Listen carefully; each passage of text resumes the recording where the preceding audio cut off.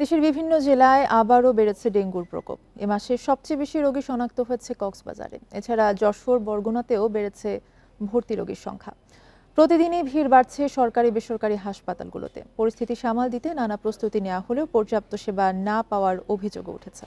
Dengue পরিস্থিতি নিয়ে জানাতে টাঙ্গাইল থেকে আমাদের সাথে আছেন সহকর্মী মামুনুর রহমান। মামুনুর, ডেঙ্গুর প্রকোপ বাড়ার সাথে সাথে ভর্তি রোগীর সংখ্যাও কিন্তু হাসপাতালগুলোতে বাড়ছে।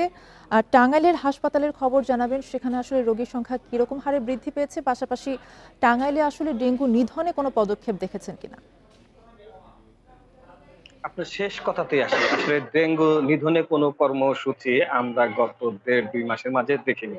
জেলার কোথাও না। গ্রাম অঞ্চলেও আমরা দেখেছি, বিভিন্ন উপজেলাতে খোঁজ নিয়ে দেখেছি এবং আমরা যেখানে বসবাস করি টাঙ্গাইল পৌরসভায় সেখানেও এই মশক নিধনের তেমন কোনো কর্মসূচি কোনো পক্ষ থেকে নিতে দেখিনি। এবার আসি ডেঙ্গু রোগীর সংখ্যা। এখন পর্যন্ত ৩৫৮ জন কিন্তু ডেঙ্গু রোগী শনাক্ত হয়ে হাসপাতালে ভর্তি হয়েছে।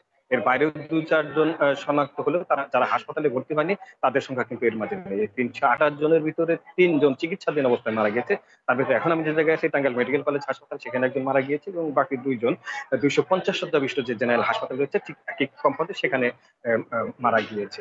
আর এই যে বিপুল সংখ্যক মানুষ যে আক্রান্ত হচ্ছে এটা কিন্তু ওই যে ৩৫৮ জনের এর বৃহৎ অংশটাই কিন্তু আগস্ট মাস এবং এই সেপ্টেম্বর মাসের এই সময়টাতে।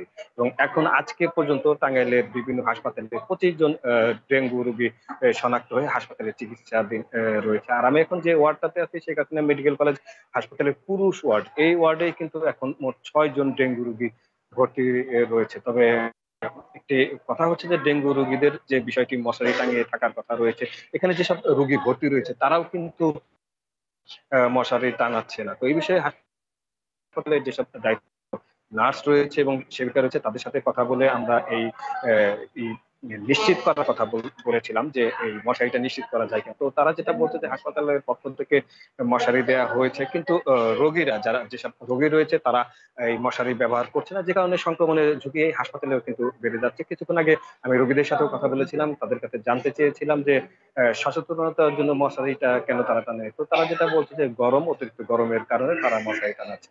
তবে চিকিৎসকের পক্ষ থেকেও তাদেরকে বারবার বলা হলে সেই বিষয়টি কিন্তু তারা খুব বেশি মানছে না। ফলে এই যে ডেঙ্গু যে ছড়ানোর সংখ্যাটা সেটা কিন্তু এখানেও রয়ে গিয়েছে। তো আমরা কথা বলেছিলাম ২৫০ শয্যা বিশিষ্ট হাসপাতালের যিনি তত্ত্বাবধায়ক রয়েছেন ডক্টর সাদেকুর রহমান। তিনি যেটা বলেছেন যে গত ১ থেকে ১.৫ মাস যাবৎ জেলায় ডেঙ্গু রোগীর সংখ্যা বৃদ্ধি পাচ্ছে এবং তারা যেটা বলছে আতঙ্কিত না হয়ে এ বিষয়ে সচেতন হওয়ার জন্য, তাহলেই ডেঙ্গু রোগ অনেকটাই নিয়ন্ত্রণে রাখা যাবে। এই হচ্ছে আমার কাছে টাঙ্গাইল থেকে ডেঙ্গু রোগের সর্বশেষ।